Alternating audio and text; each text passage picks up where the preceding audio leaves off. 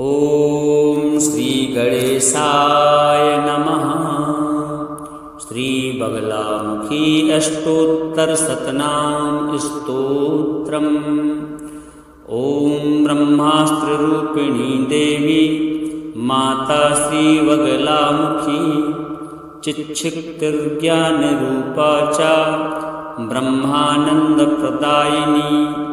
महाविद्या महालक्ष्मी श्रीमत्त्रिपुरसुन्दरी भुवनेशी जगन्माता पार्वती सर्वमङ्गला ललिता भैरवी शान्ता अन्नपूर्णा कुलेश्वरी वाराही छिन्नमस्ता च तारा काली सरस्वती जगत्पूज्या महामाया कामेशी भगमालिनी दक्षपुत्री शिवांकस्था शिवरूपा शिवप्रिया सर्वसंपत्करी देवी सर्वलोकवशंकरी वेदविद्या महापूज्या भक्ताद्वेषी भयंकरी स्तंभरूपा स्तंभिनी च दुष्टस्तंभनकारिणी भक्तप्रिया महाभोगा श्रीविद्या ललिताम्बिका मैनापुत्री शिवानंदा मातंगी भुवनेश्वरी नारसिंही नरेन्द्रा च नृपाराध्या नरोत्तमा नागिनी नागपुत्री च नगराजसुता उमा पीतांबरा पीतपुष्पा च पीतवस्त्रप्रिया शुभा पीतगंधप्रिया रामा पीतरत्नार्चिता शिवा अर्धचंद्रधरी देवी गदामुदगरधारिणी सावित्री त्रिपदा शुद्धा सद्योरागविवर्धिनी विष्णुरूपा जगन्मोहा ब्रह्मरूपा हरिप्रिया रुद्ररूपा रुद्रशक्ति दिन्मयी भक्तवत्सला लोकमाता शिवा संध्या शिवपूजन तत्परा धनाध्यक्षा धनेशी च धर्मदा धनदा धना चंडदर्प हरि देवी शुंभासुर निवर्हिनी राजराजेश्वरी देवी महिषासुरमर्दिनी मधुकैटभहंत्री च रक्तबीज विनाशिनी धूम्राक्षदैत्यहंत्री च भंडासुर विनाशिनी रेणुपुत्री महामाया भ्रामरी भ्रमरांबिका ज्वालामुखी भद्रकाली बगला शत्रुनाशिनी इंद्राणी इंद्रपूज्या च गोहमाता गुणेश्वरी वज्रपाशधरा देवी जिह्वा मुदगरधारिणी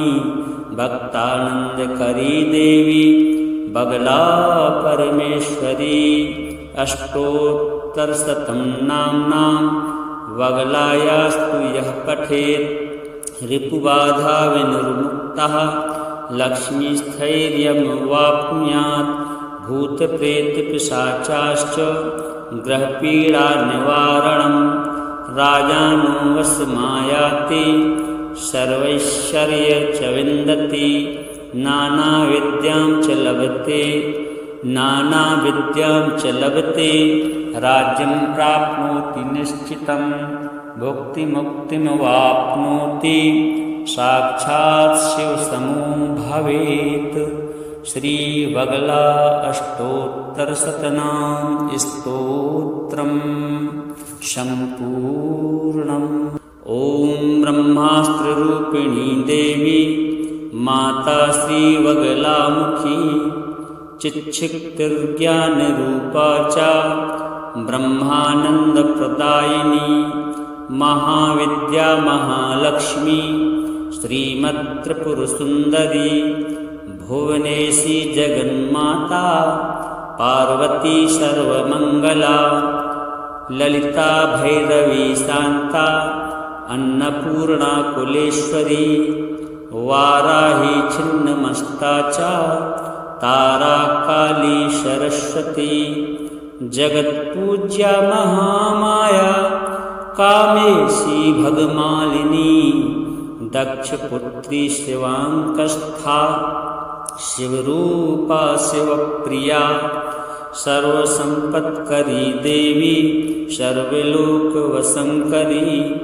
वेदविद्या महापूज्या भक्ताद्वेषी भयंकरी स्तंभरूपा स्तंभिनी च दुष्टस्तंभनकारिणी भक्तप्रिया महाभोगा श्रीविद्या ललितांबिका मैनापुत्री शिवानंदा मातंगी भुवनेश्वरी नारसिंही नरेंद्रा च नृपाराध्या नरोत्तमा नागिनी नागपुत्री च नगराजसुता उमा पीतांबरा पीतपुष्पा च पीतवस्त्रप्रिया शुभा पीतगंधप्रिया रामा पीतरत्नार्चिता शिवा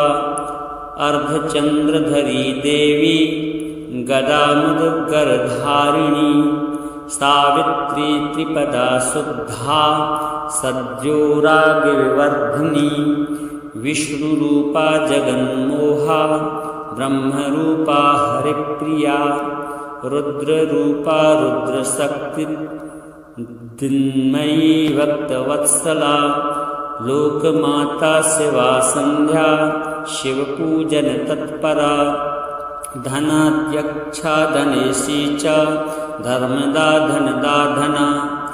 चंडदर्प हरि देवी शुंभासुर निवर्हिनी राजराजेश्वरी देवी महिषासुरमर्दिनी मधुकैटभहंत्री च रक्तबीज विनाशिनी धूम्राक्षदैत्यहंत्री च भंडासुर विनाशिनी रेणुपुत्री महामाया भ्रामरी भ्रमरांबिका ज्वालामुखी भद्रकाली बगला शत्रुनाशिनी इंद्राणी इंद्रपूज्या च गुहमाता गुणेश्वरी वज्रपाशधरा देवी जिह्वा मुद्गरधारिणी भक्तानंदकरी देवी बगला परमेश्वरी अष्टोत्तरशतं नाम्नां बगलायास्तु यः पठेत् रिपुबाधा विनिर्मुक्तः लक्ष्मीस्थैर्यमवाप्नुयात् भूतप्रेतपिशाचाश्च ग्रहपीडानिवारणं राजानो वशमायाति सर्वैश्वर्य च विन्दति नानाविद्यां च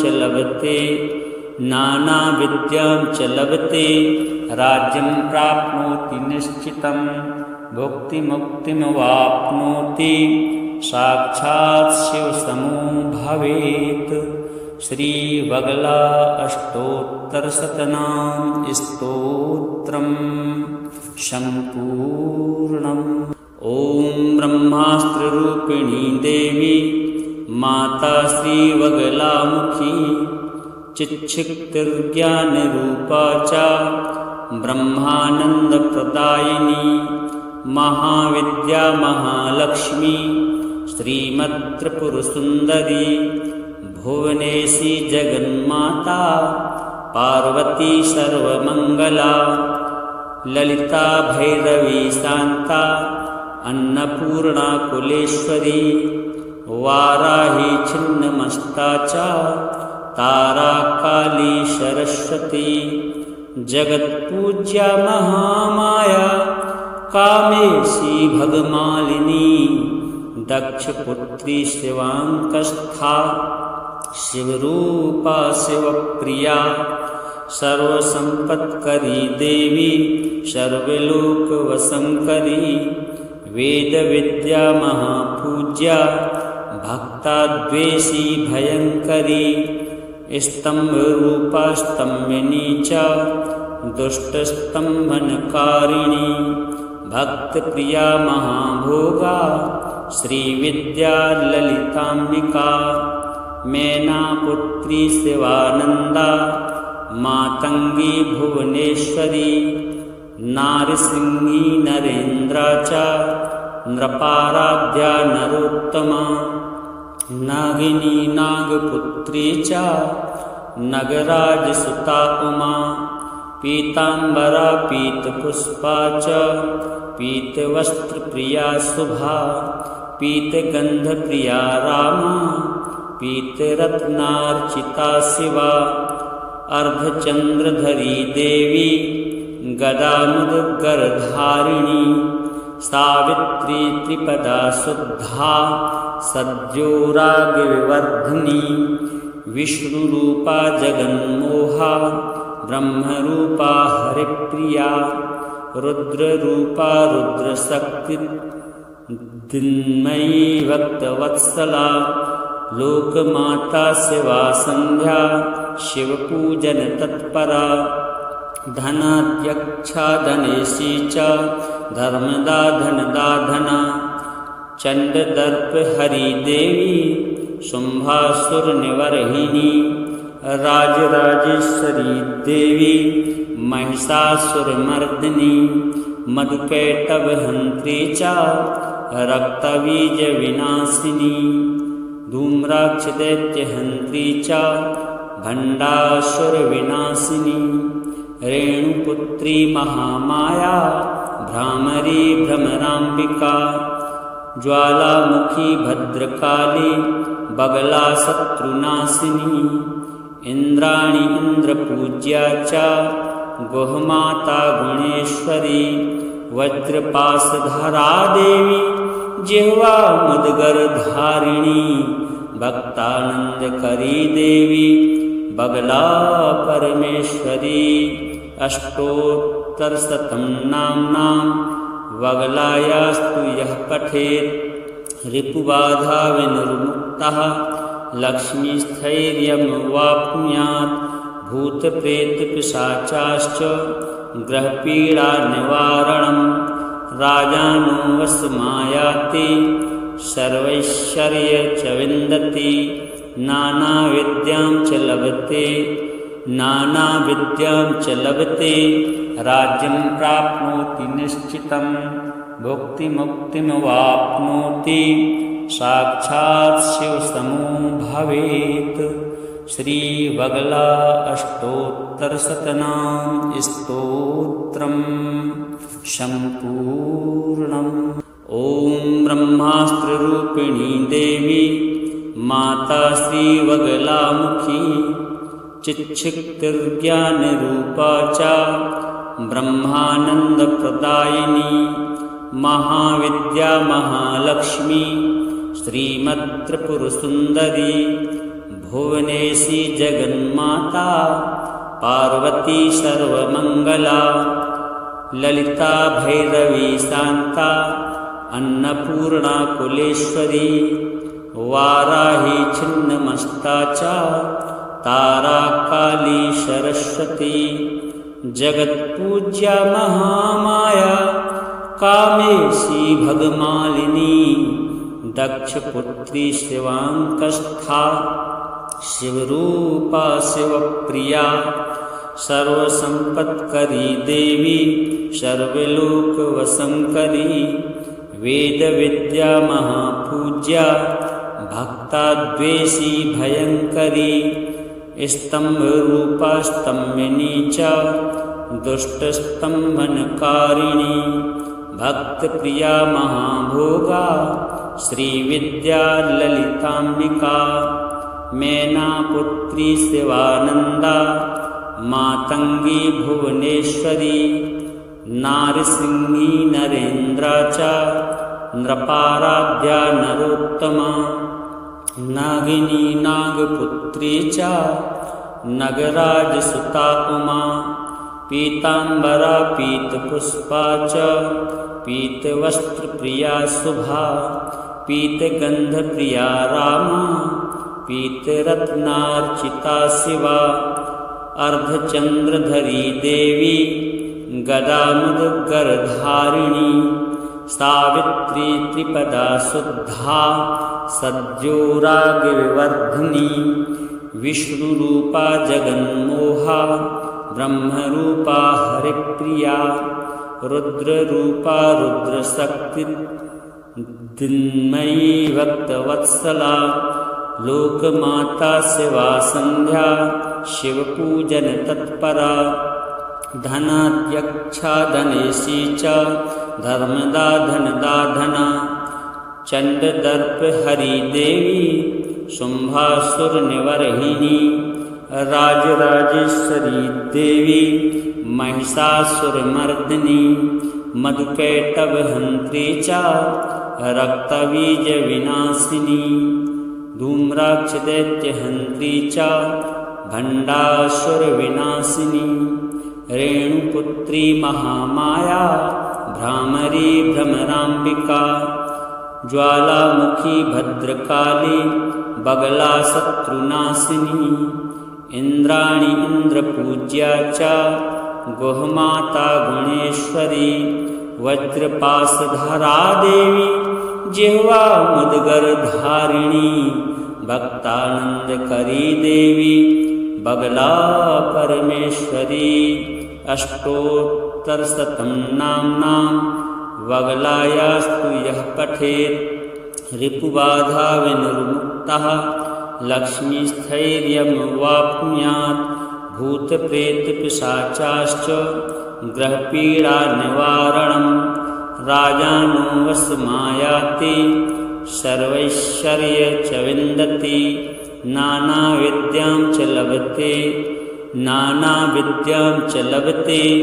राज्यं प्राप्नोति निश्चितं भुक्तिमुक्तिमवाप्नोति साक्षात् शिवसमो भवेत्। श्रीबगला अष्टोत्तरशतनाम स्तोत्रम् सम्पूर्णम्। ॐ ब्रह्मास्त्ररूपिणी देवी माता श्रीबगलामुखी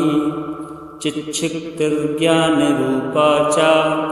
ब्रह्मानन्दप्रदायिनी महाविद्या महालक्ष्मी श्रीमत्त्रिपुरसुन्दरी भुवनेशी जगन्माता पार्वती सर्वमङ्गला ललिता भैरवी शान्ता अन्नपूर्णा कुलेश्वरी वाराही छिन्नमस्ता च तारा काली सरस्वती जगत्पूज्या महामाया कामेशी भगमालिनी दक्षपुत्री शिवांकस्था शिवरूपा शिवप्रिया सर्वसंपत्करी देवी सर्वलोकवशंकरी वेदविद्या महापूज्या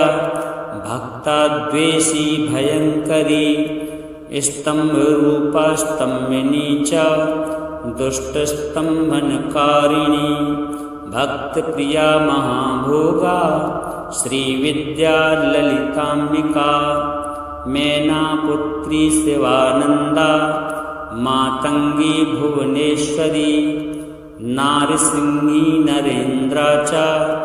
नृपाराध्या नरोत्तमा नागिनी नागपुत्री च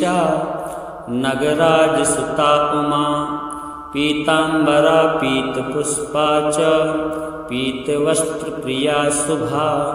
पीतगंधप्रिया रामा पीतरत्नार्चिता शिवा अर्धचंद्रधरी देवी गदामुदगरधारिणी सावित्री त्रिपदा शुद्धा सद्योरागविवर्धिनी विष्णुरूपा जगन्मोहा ब्रह्मरूपा हरिप्रिया रुद्ररूपा रुद्रशक्तिर्दिन्मयी भक्तवत्सला लोकमाता शिवा संध्या शिवपूजन तत्परा धनाध्यक्षा धनेशी च धर्मदा धनदा धना चंडदर्प हरिदेवी शुंभासुरनिवर्हिनी राजराजेश्वरी देवी महिषासुरमर्दिनी मधुकैटभहन्त्री च रक्तबीजविनाशिनी धूम्राक्षदैत्यहन्त्री च भण्डासुरविनाशिनी रेणुपुत्री महामाया भ्रामरी भ्रमराम्बिका ज्वालामुखी भद्रकाली बगला शत्रुनाशिनी इंद्राणी इंद्रपूज्या च गोहमाता गुणेश्वरी वज्रपाशधरा देवी जिह्वा मुद्गरधारिणी भक्तानंदकरी देवी बगला परमेश्वरी अष्टोत्तरशतं नाम्नां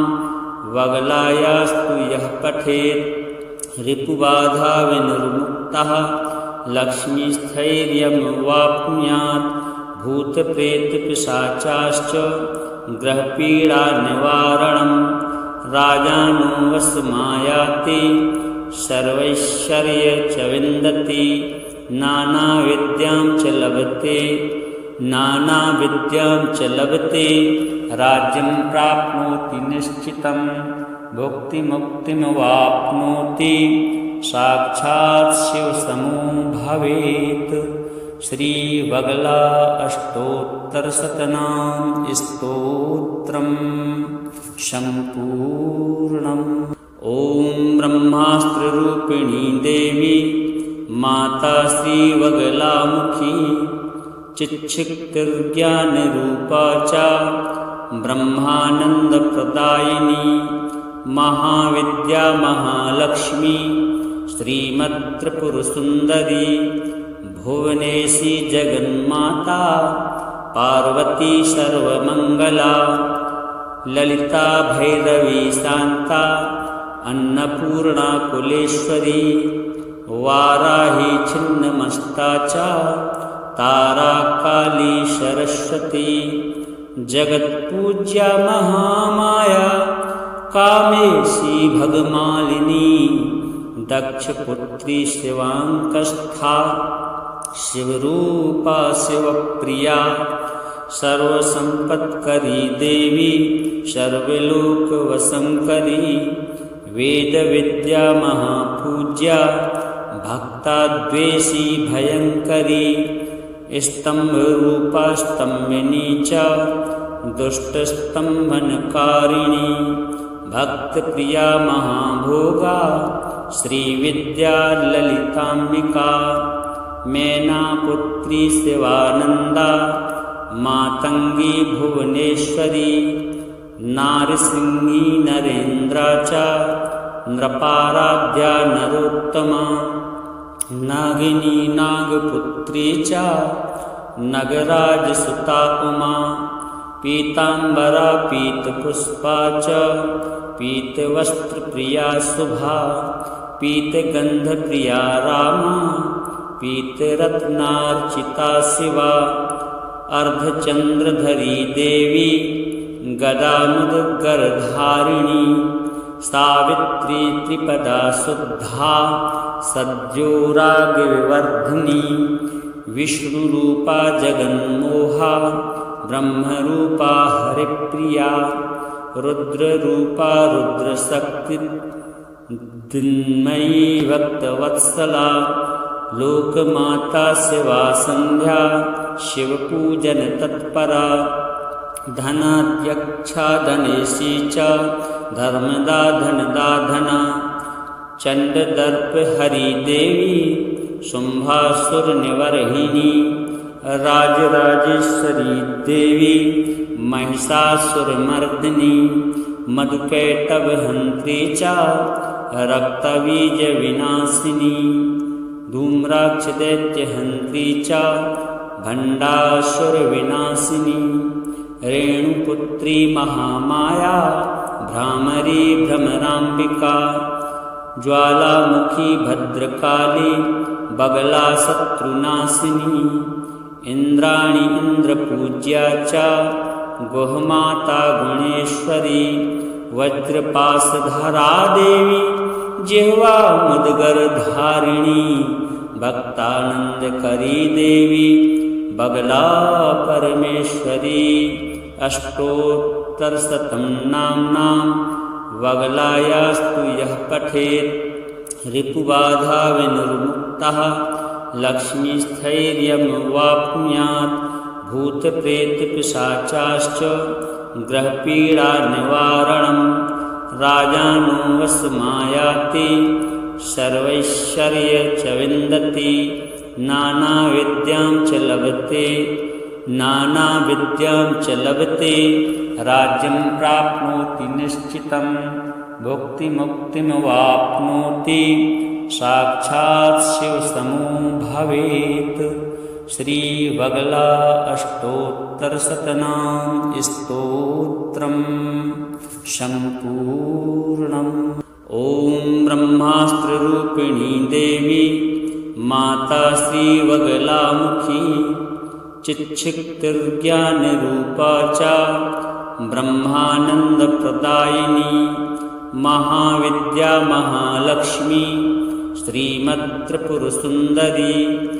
भुवनेशी जगन्माता पार्वती सर्वमङ्गला ललिता भैरवी शान्ता अन्नपूर्णा कुलेश्वरी वाराही छिन्नमस्ता च तारा काली सरस्वती जगत्पूज्या महामाया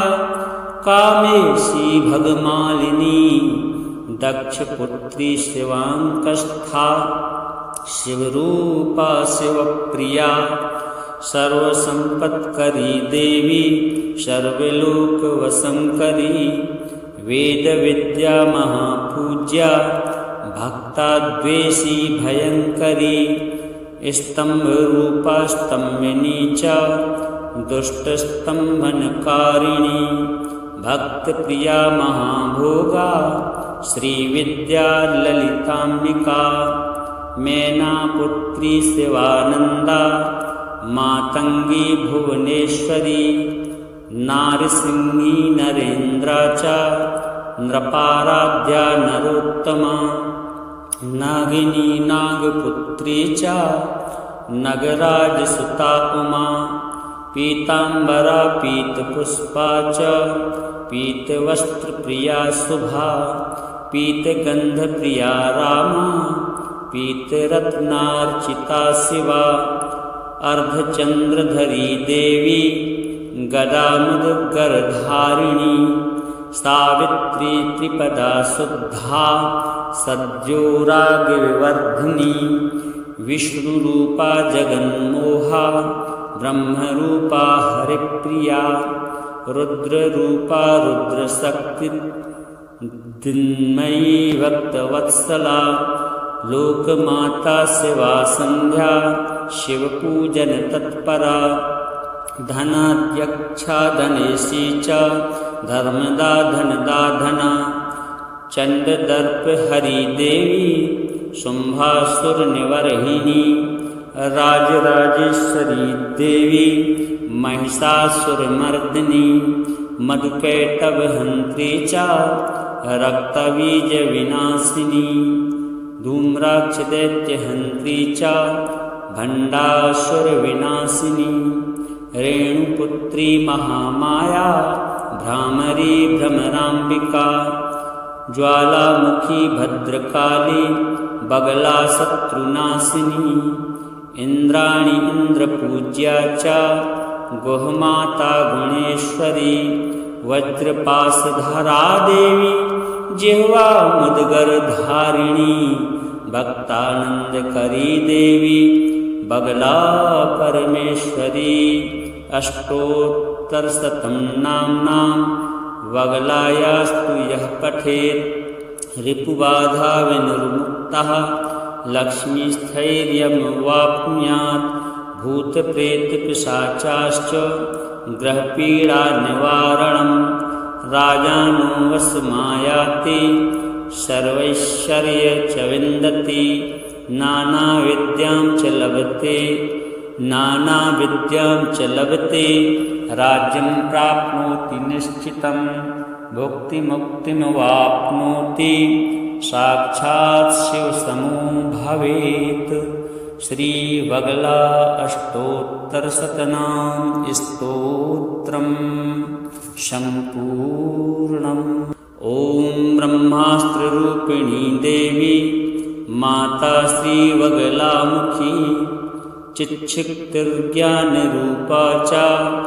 ब्रह्मानन्दप्रदायिनी महाविद्या महालक्ष्मी श्रीमत्त्रिपुरसुन्दरी भुवनेशी जगन्माता पार्वती सर्वमङ्गला ललिता भैरवी शान्ता अन्नपूर्णा कुलेश्वरी वाराही छिन्नमस्ता च तारा काली सरस्वती जगत्पूज्या महामाया कामेशी भगमालिनी दक्षपुत्री शिवांकस्था शिवरूपा शिवप्रिया सर्वसंपत्करी देवी सर्वलोकवशंकरी वेदविद्या महापूज्या भक्ताद्वेषी भयंकरी स्तंभरूपा स्तंभिनी च दुष्टस्तंभनकारिणी भक्तप्रिया महाभोगा श्रीविद्या ललितांबिका मैनापुत्री शिवानंदा मातंगी भुवनेश्वरी नारसिंही नरेन्द्रा च नृपाराध्या नरोत्तमा नागिनी नागपुत्री च नगराजसुता उमा पीतांबरा पीतपुष्पा च पीतवस्त्रप्रिया शुभा पीतगंधप्रिया रामा पीतरत्नार्चिता शिवा अर्धचंद्रधरी देवी गदामुदगरधारिणी सावित्री त्रिपदा शुद्धा सद्योरागविवर्धिनी विष्णुरूपा जगन्मोहा ब्रह्मरूपा हरिप्रिया रुद्ररूपा रुद्रशक्ति दिन्मयी भक्तवत्सला लोकमाता शिवा संध्या शिवपूजन तत्परा धनाध्यक्षा धनेशी च धर्मदा धनदा धना चंडदर्प हरि देवी शुंभासुर निवर्हिनी राजराजेश्वरी देवी महिषासुरमर्दिनी मधुकैटभहंत्री च रक्तबीज विनाशिनी धूम्राक्षदैत्यहंत्री च भंडासुर विनाशिनी रेणुपुत्री महामाया भ्रामरी भ्रमरांबिका ज्वालामुखी भद्रकाली बगला शत्रुनाशिनी इंद्राणी इंद्रपूज्या च गोहमाता गुणेश्वरी वज्रपाशधरा देवी जिह्वा मुदगरधारिणी भक्तानंदकरी देवी बगला परमेश्वरी अष्टोत्तरशतं नाम्नां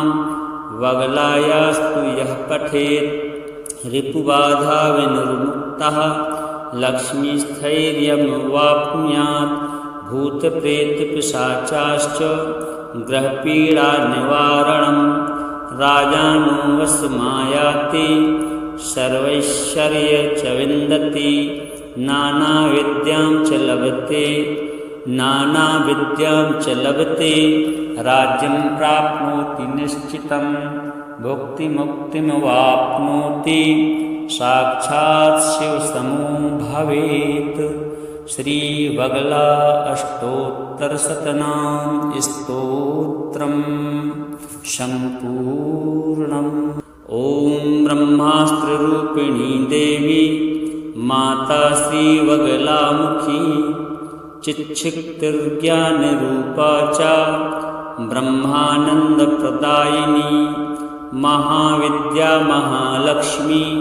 श्रीमत्त्रिपुरसुन्दरी भुवनेशी जगन्माता पार्वती सर्वमङ्गला ललिता भैरवी शान्ता अन्नपूर्णा कुलेश्वरी वाराही छिन्नमस्ता च सरस्वती जगत्पूज्या महामाया कामेशी भगमालिनी दक्षपुत्री शिवांकस्था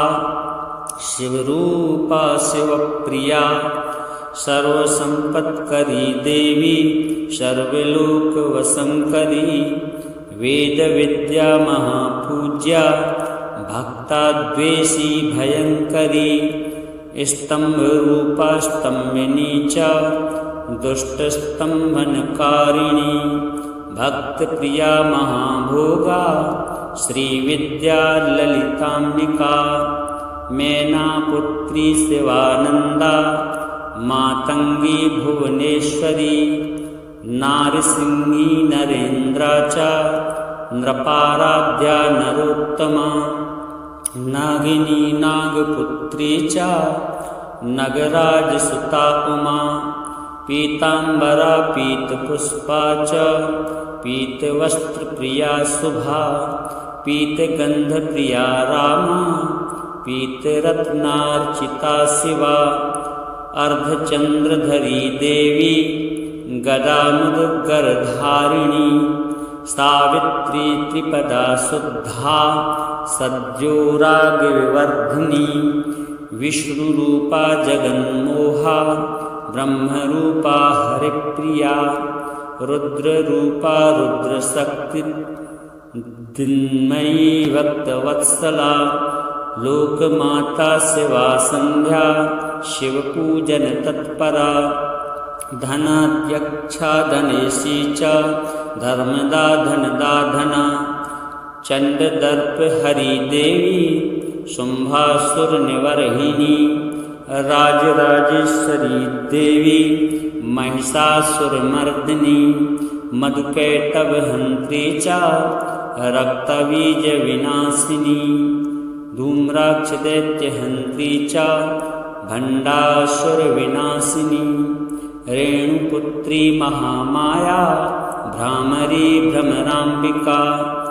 ज्वालामुखी भद्रकाली बगला शत्रुनाशिनी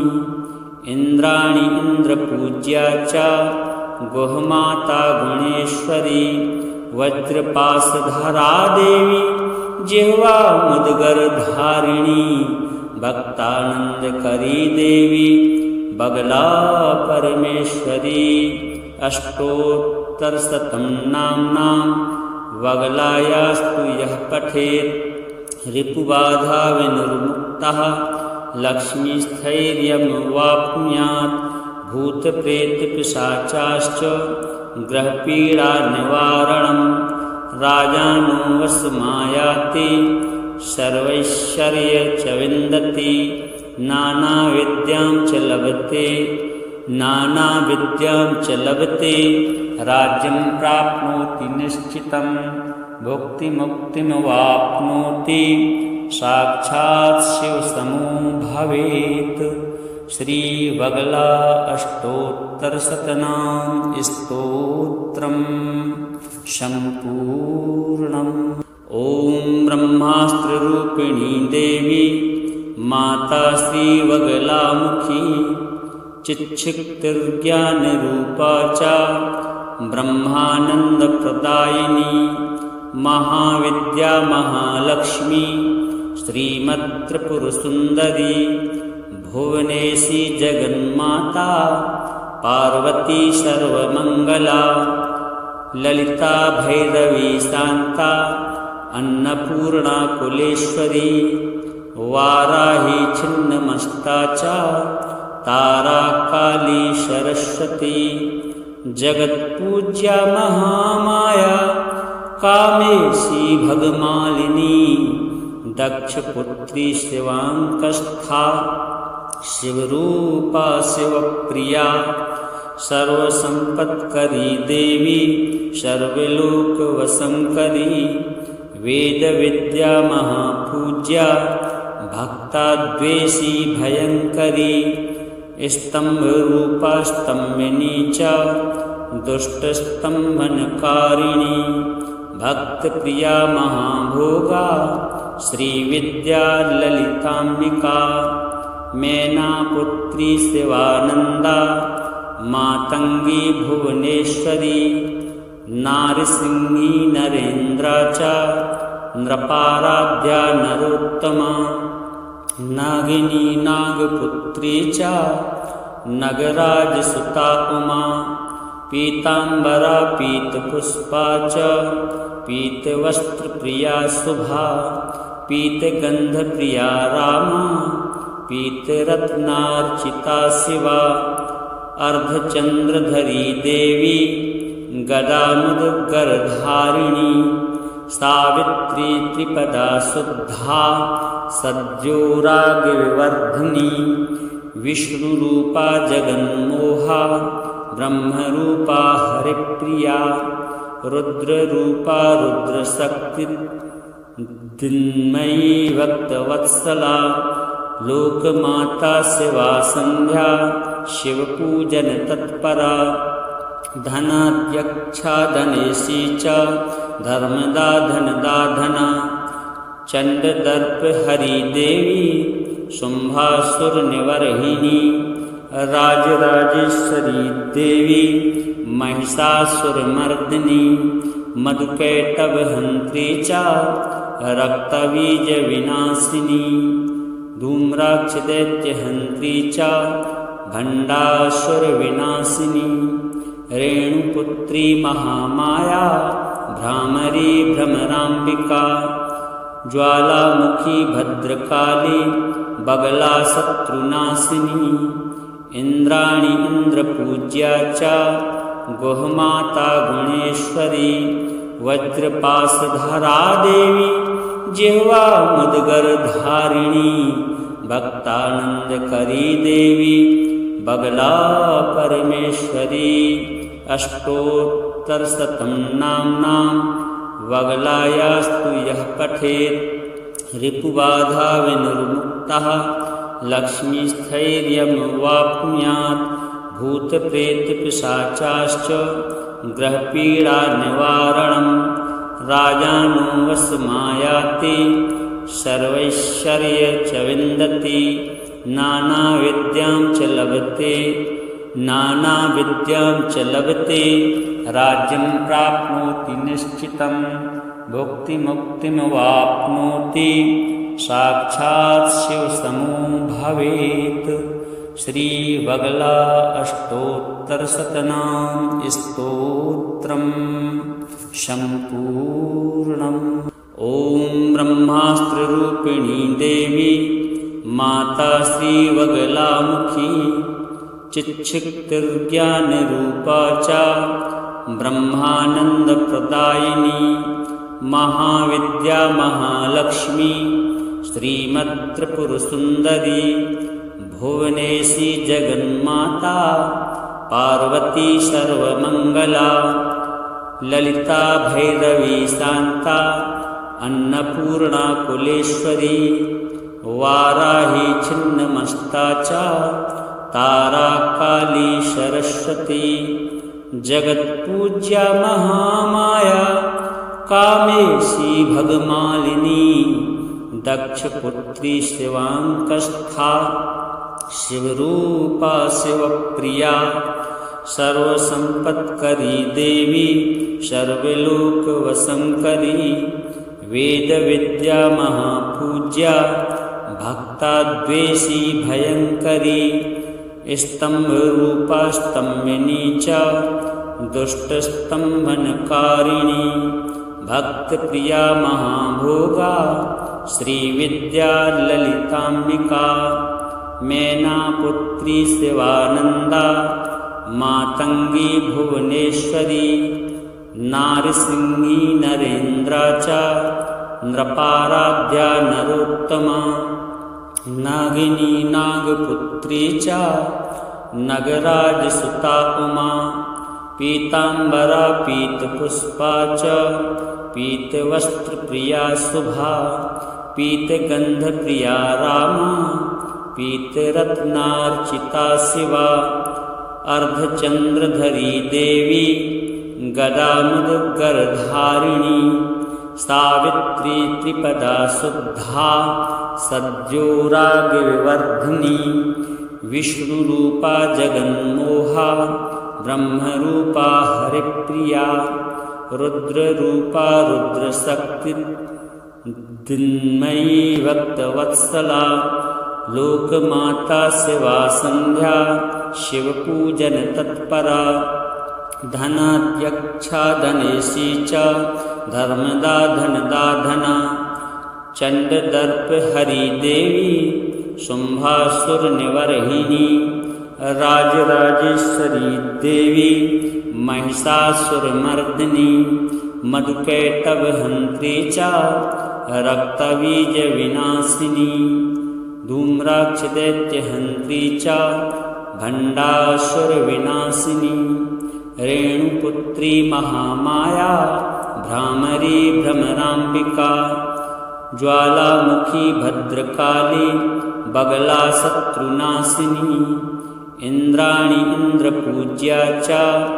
गुहमाता गुणेश्वरी